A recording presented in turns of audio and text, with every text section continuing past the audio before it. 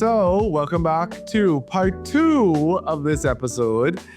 We are delving into a lot about what does it mean to be a man and your true authentic self and to try to be husband material. So, we last left off really talking about what, from a biblical perspective, Kai was starting to bring that up. Like, what was that biblical perspective of being a husband? And what does that really look like practically? Of course, being your authentic self, loving Jesus, and being the husband. So, Kai, you started talking about that. So tell us a little bit about what does that mean to be a husband from a biblical perspective. Of course, you're not a husband yet, but you know what the Bible says about it. So tell us what it says. I do actually know what the Bible say about it. And I feel like to some extent, God has called us to love just like he did, right? So the very first one is loving sacrificially, right? Like the book of Ephesians, I think Ephesians 5:20 something tells us that a husband is somebody who loves his wife just as Christ loved the church. Somebody who is able to give himself up for his wife. That is one of the aspects that the Bible talks about. Another one is how a man should lead spiritually. So you're a man who loves sacrificially. You put your partner's needs ahead of your own because you're not selfish. And then you just love your partner as Jesus or as Christ loves his people. Number 2 is somebody who can lead spiritually. I think it's also in the book of Ephesians that talks about how a husband is somebody who leads his family towards God and not by forces or like by other examples or by other things, but a person who puts God first. Because the moment you put God first, then you become a person who follows what God says, and God is ultimate love at the end of the day, right? So it comes down to loving your partner still. And I would say a man who leads, or in the faith context, is a man who provides and is responsible. The book of 1 Timothy, for example, tells us that anybody who does not provide for their relatives has denied their faith. So you need to be able to also provide for the people closest to you, whether it's relatives, whether it's family, whether it's your immediate family. As a husband, you need to be able to be somebody who is provisional and somebody who is responsible. So that's why at the beginning of part 1, I was talking about, are you truly a man who is honest? Are you a man of integrity? Are you a man of, those 3 points that I mentioned last, right? It all goes down to the faith aspect of who God has made us to be for our partners. I would want to talk about maybe or 2 more points is a man who is faithful and integrous. And another one is a man who honors his wife. 1 Peter 3, for example, tells us that husbands in the same way considered as your life. No. What does it say again? I think it says, husbands in the same way be considered as you live with your wives and treat them with respect so that nothing will hinder your prayers. It's calling us out to be considerate when it comes to our partners. This is where the honor aspect comes in, for example. How honoring are you when it comes to your partner? Are you somebody who's just going to say that, oh, my wife wants me to change, my wife wants me to do this, or I'm not going to do this because I am the man of the house and she does not tell me what I do with my life, or I get to be, right? But God said, be considerate to your partner. Respect, gentleness, honor, and all of these things should be non-negotiable based off what the word says in 1 Peter, right? And lastly, Proverbs 20, for example, that says, the righteous lead blameless lives. Blessed are their children after them. So the problem is when you lead, not the problem, or the solution is rather, when you lead a righteous life, it flows down to your kids too. When you live a life that honors your wife, it flows down to your kids too. Sometimes we say, but like, am I cursed? Is this, what is wrong with me? Why is all the bad things happening to me? Sometimes it's not because of who you are, but it's because of your parents. It's because of your parents' parents. And this is where generational curses come in. So, hey guys, while we're on that note, if you missed episode 2 of Dad Spot Solutions, where we talk about breaking cycles, we encourage you guys to go ahead, go back and watch that episode because it's a banger episode and it has stuff. literal wisdom that you guys could also take away from that. And if you guys have any input or things that you'd like to add, that would be the perfect episode to also add that in. Breaking generational curses. Some of these things flow because of our parents' faith and the things that they did not do right in that faith aspect that now affects us. And we should be the ones to break those generational curses so that it does not flow down to our kids. Does that make sense? I feel like as a faith-based podcast as well, or as our foundation is also laid on faith, it's important to also see and look into what the Bible does tell us about these things. And we know that the word is alive and active. The word is right. So at the end of the day, what is in the word is true. And that is just what we need to be going with. It tells us in the word of Proverbs that the righteous leads blameless lives. Blessed are their children after them.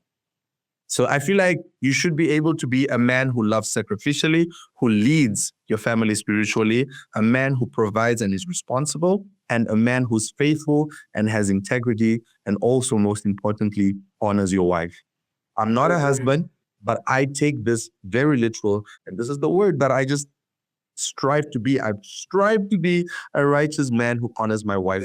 So either as an unmarried man or a married man, we should be striving to ask certain questions before we take certain steps, right? So one question would be, is being husband material in my own mind, if I'm talking to myself and Jesus, is husband material, my definition of it, is it in line with the biblical definition, or is it in line with the societal definition of what a husband material means? But there are other questions, right? Like guys should be asking themselves, whether they be married or unmarried. Chad, what do you think about that? Like questions that guys should be asking themselves. I think here are some starter questions that I guess reflect some of the core values we talked about: honesty, sacrificial, integrity. I think first of all, we have to ask ourselves, right? And I think this especially applies to people who are considering to become husbands or to be married. The first question, do I know my values? And more important than that, do I live by them? Such a powerful question, right? So you have to really decide, what are your values? What type of foundation or perspective are you going to live by? So for us, we have the Bible as our foundation, right? But there are also other people who have some other type of foundation. So you have to decide what that foundation is and be clear about it. And are you going to live by those set of core values? Yeah, if you don't abide by your values, then you just don't have a foundation at all. Yeah. And it's at least better for you to have some sort of good foundation, right? That's based on moral values. If you're not a believer, you're not a Christian, and that's fine, but you need to have some kind of a good core value for yourself to be a person that others can trust. Whether that value is good or bad, do not just adopt these things from your parents or someone else. So, some values, they'll be passed down from generation to generation, and you don't even know why you believe the things you believe. You just believe it. I remember when I was talking to a guy here in Thailand, and he said, well, I'm Buddhist. And I was like, oh, okay, cool. Like, so what does it mean to be Buddhist? He was like, I don't really know. I was like, well, wait, how are you Buddhist? He's like, well, my parents were Buddhists, and they used to take us to the temple. And when I was born, I just became Buddhist. So as long as I've known, I've just been Buddhist. By the way, on that point, if you want to be the best version of a Buddhist, you should not even have a family. Because one of the core concepts of Buddhism is to extinguish your desires. If you want to be the ideal, the Buddhist that reaches nirvana, that's what you got to do. You got to just let go of all your worldly desires, because they only lead to suffering, according to the teaching. I would even challenge some of our Buddhist listeners to ask them, what do you think about that concept that you have adopted Buddhism? and I'm sure not everybody, right? Not everybody has adopted him. Some of them have decided that I'm going to be Buddhist and I'm going to uphold the concepts and everything of Buddhism. But some people have really just adopted it from just being born into that family. And I always say, if I'm being honest, likewise as Christians, you have a lot of Christians that they kind of just tote on that identity of clueless. Christian, and they have no clue what Christianity really means. Right. So I agree with that. Yeah. So yeah, we gotta know what we believe and why we believe it. Right? You gotta know the reasons. You can't just say, well, yeah, this is what my parents have been doing, what so and so, and I'm just doing it because, yeah, it just seems like the way to go. You gotta have your own convictions. I think that's the main point of this question. You gotta find out what your convictions are. And that leads us to the next question. I think I have a couple here. The next question is, am I able to provide not just money, but emotional stability and safety? You know, it's more than just providing money, right? Right. Because I think a lot of people that I know, even including my own dad, sometimes you are inclined, or you're tempted to think that, look, I just do my job as the provider, and that's it. I just, put money on the table. I make sure that my wife is okay, my kids are well fed, we have a roof over our head, and everything's provided for. You took all the So you feel that, yeah, and that's it. That's I fulfill my duty as a husband and as the head of the house. But actually, that's really not enough, because remember, the most important person, other than your kids, of course, the most important person in that family would be your spouse, right? Be your wife, and she is wired very differently from you and I, right? From men, because for most, or if not all women, there's a tendency to really emphasize the emotional realm, the emotional aspect. And I had this experience the other day. I think my wife was sharing something about some of the struggles that she's facing and some of the feelings that she's experiencing, and uh, without hesitation, I just immediately went to solution mode. Like, wait, here's what we most need to. Because that's how we're wired to think. We're thinking, okay, there's a problem, let's find a solution. Solve the problem. Let's get from starting point to the finish line. But you know what? Actually, what a lot of women, including my own wife, really want is just someone that will listen to them. Go on the emotional journey. They know. They know what the solution is. They maybe even have a better solution than us, but they just want a listening ear. So I think that's a very important component of someone who has that emotional availability, someone who can provide this sense of safety, right? Security, to the woman that they're married to, and that she is comfortable to share, and she will know that her husband is not out to judge her, is not out to belittle her, is not out to say that, well, their feelings don't matter, let's just stick with reason and logic, and let's just find the solution to this. They want a person that can really understand or listen to them. Provision isn't just always about money. It's about the emotional, physical, and spiritual security that comes with being with somebody, right? You need to be able to provide all these things.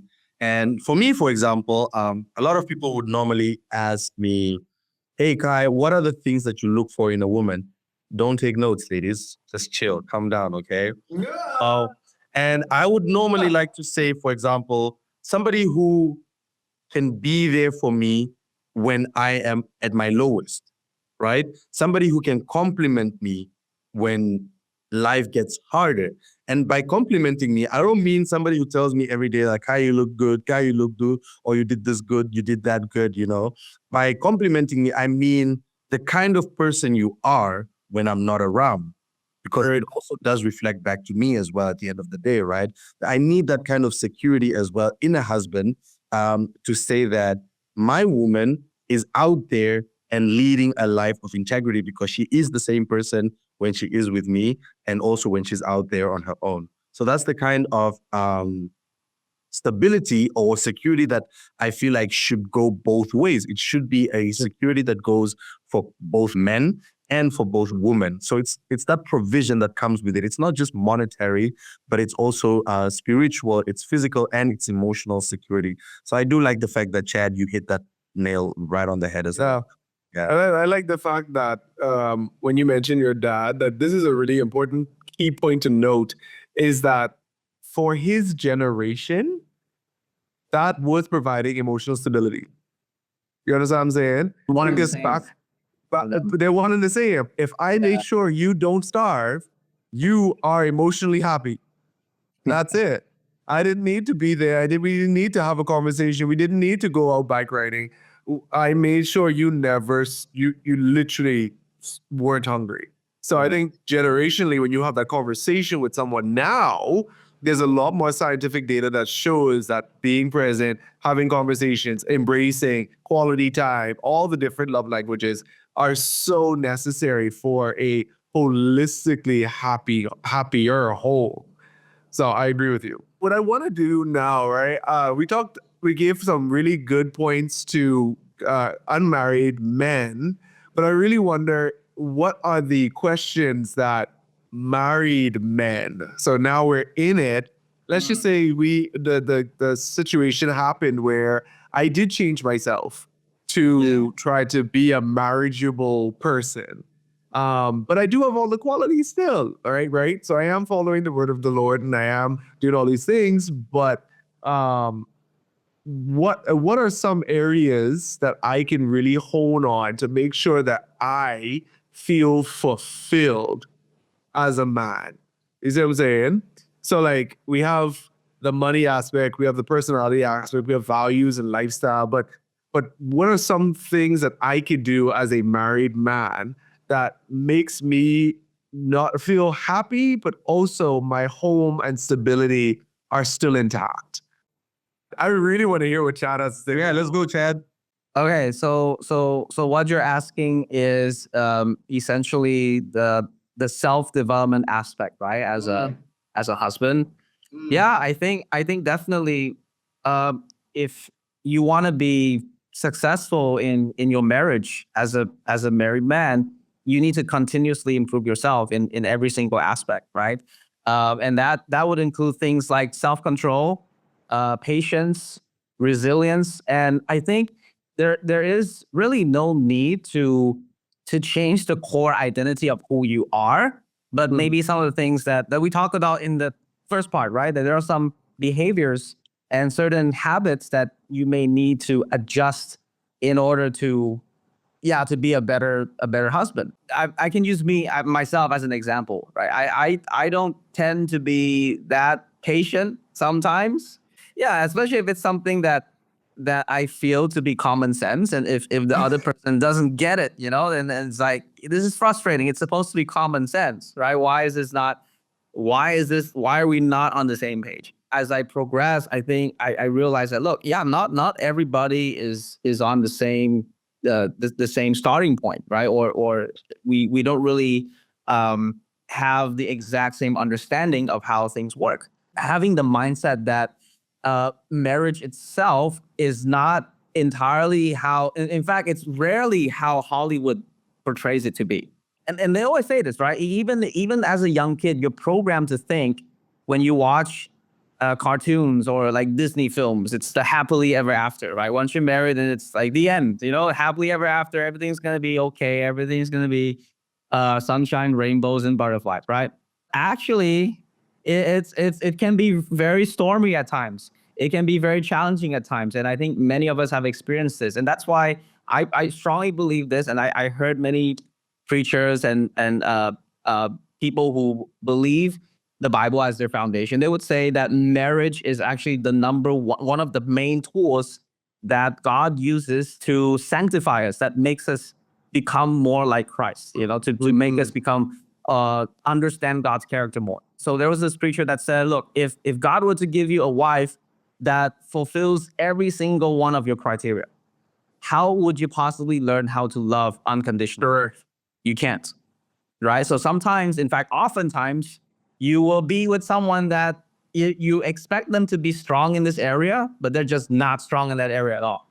Yeah. They don't fit your criteria. They don't check all the boxes. And that's where you have to grow. You have to learn how to love unconditionally. You have to develop your patience. It doesn't just magically fall from the sky. Suddenly you're a more patient man, right? You have to go through this training ground, this boot camp, if you will, right? From time to time. And you develop your resilience and self-control along the way as well. So I think that encompasses many different areas where we can improve ourselves, where we can just become a better version of who we are. For my Medea fans, anybody that knows Medea, I have to give credit to Tyler Perry because there's always been one line that he said in his show that really hit home to me. And even when we were talking about developing this episode, like I thought so heavily about this one. He said, and I'm paraphrasing, he said, when you're at the altar and you are saying your vows, make sure you say "I do" to every person that's standing there with you at that altar. And so people are like, "What do you mean I'm only married one person?" And so Medea says, "No, you ain't. You're gonna marry that person, and then the person that you see in front of you 10 years from now is not gonna be the same person that you just married right now. That's going to be a totally different person because they're going to grow, they're going to change, they're going to develop, and there's going to be a lot of things that you're going to learn about them. And then that person 10 years from then is also going to be a new person as well. So you got to be willing to say, I do to every single version of that person as you go throughout your life and marriage. So you grow together, you evolve together. And I'll even say this, the right person will never tell you to change yourself. They will say, become the best version of yourself because they only reap the rewards as you become the best person. And that, of course, I believe that as you follow the leadings of the Holy Spirit and you subject yourself to Him and His will, He will take you there. And listen, it may not be an easy journey. It may be hard. There's going to be some hardships along the way. But you are never going to completely rip yourself out just to become this other thing. It is a merging of both to making sure that you are who you are, but at the same time, you are who God tells you to be.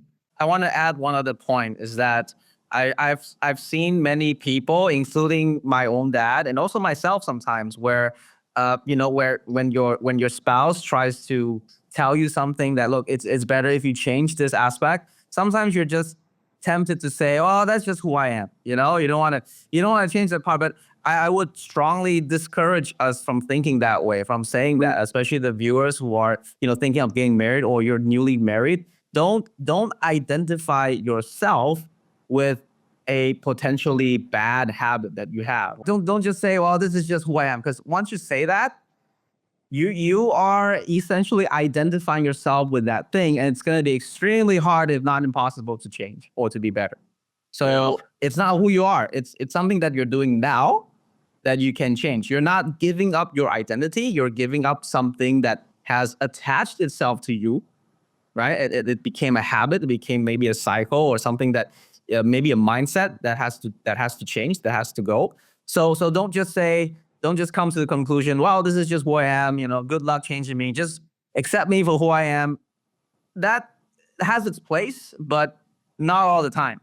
We got to exercise wisdom and just really know that, hey, if something is really harming my relationship with my spouse, if something is not conducive to me being a person that is reliable and having integrity and being there for my kids, being there for my wife, then yeah, that thing has to go. You got to learn how to just, again, back to that core concept we talked about, being sacrificial, right? And being willing to let certain things go. Yeah. So being a husband isn't just a checklist. It's a process.